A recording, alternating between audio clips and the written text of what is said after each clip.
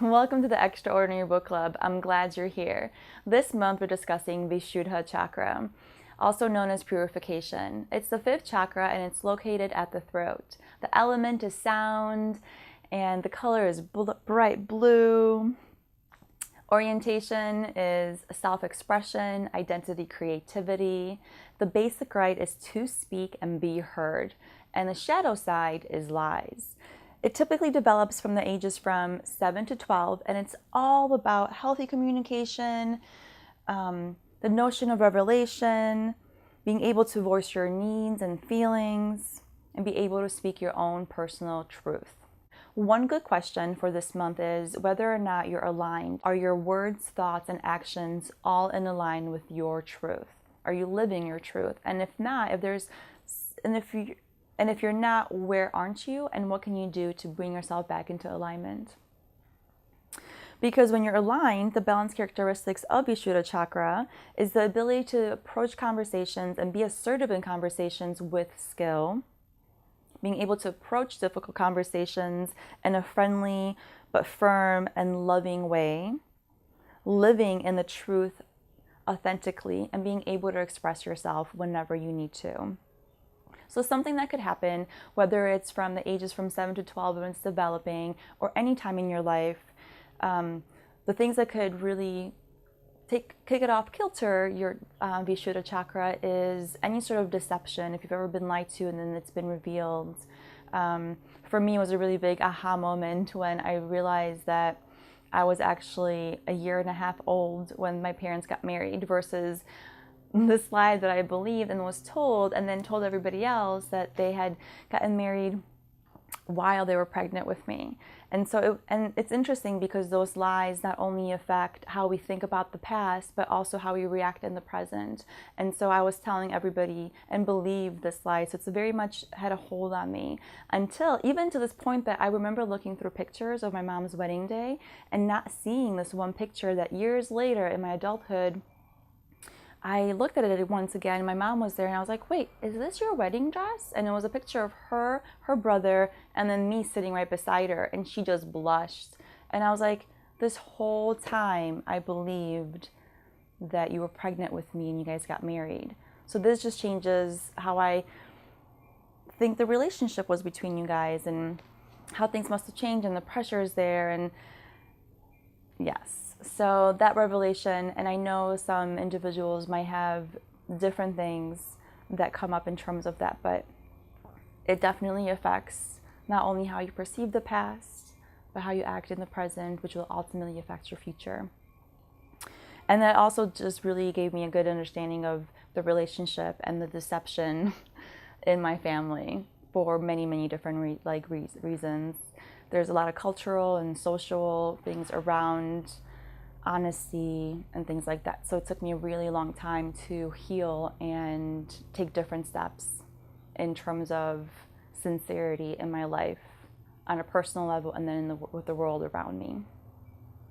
Also, another way that this chakra could be very much damaged, especially when you're a little one and then you have authority figures in your life tell you something like, that didn't happen, you don't know what you're talking about.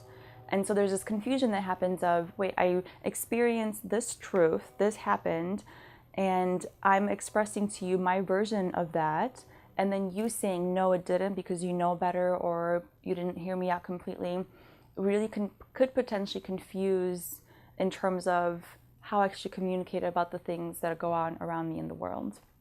And so when any sort of trauma like that happens, the excessive side of Vishuddha is a harsh tone, being really short and snappy with individuals.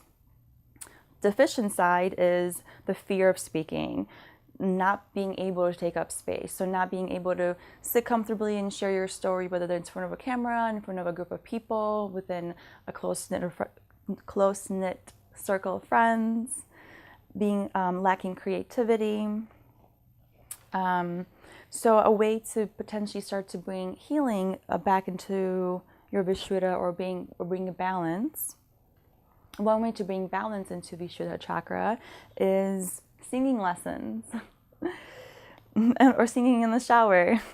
But singing lessons will really could be very actually emotionally healing for individuals as well, because that just opens up things. If it's closed down for that reason, the big singing lessons could be very therapeutic.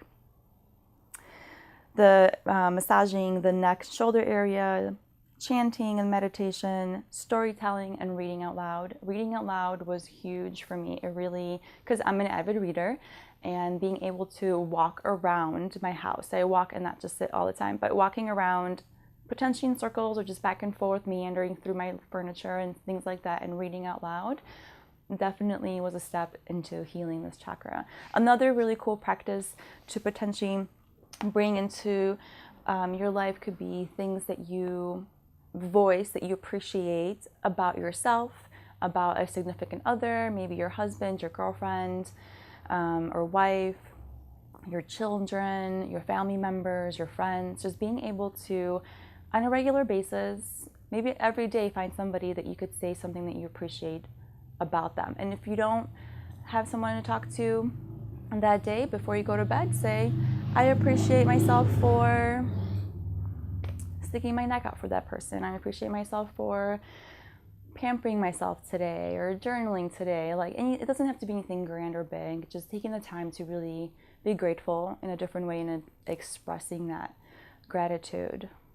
We'll close, as we often do, with reading the affirmations. As always, notice if anything comes up in your mind or in your body as I read through them. Pay attention, and maybe after this conversation, jot them down in your journal, take note of them in any way that you like, and see how it changes maybe at the end of this month and going through the different practices that Anodea Judas shares with us.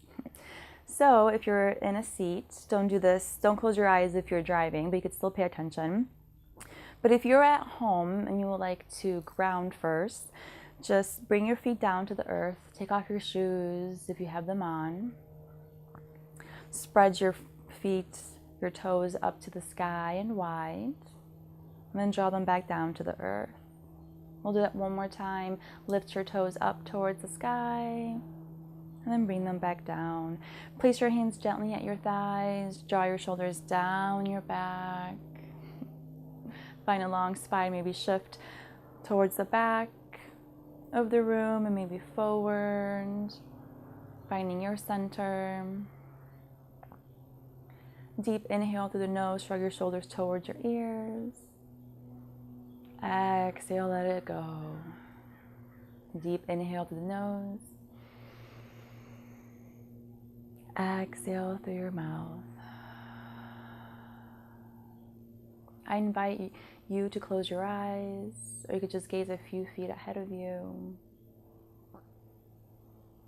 Deep inhale through your nose.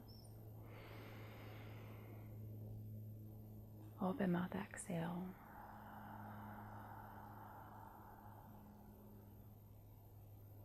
Being in the space of receptivity. Notice what comes up. I hear and speak the truth. I express myself with clear intent. Creativity flows in and through me. My voice is necessary.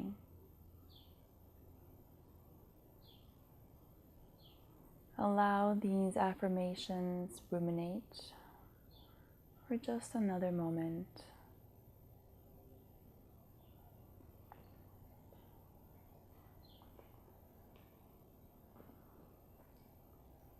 And gently pat your eyes to open. And let's take one cleansing, closing breath together. Deep inhale through the nose. And open mouth, exhale, let it go. Till next time, take care.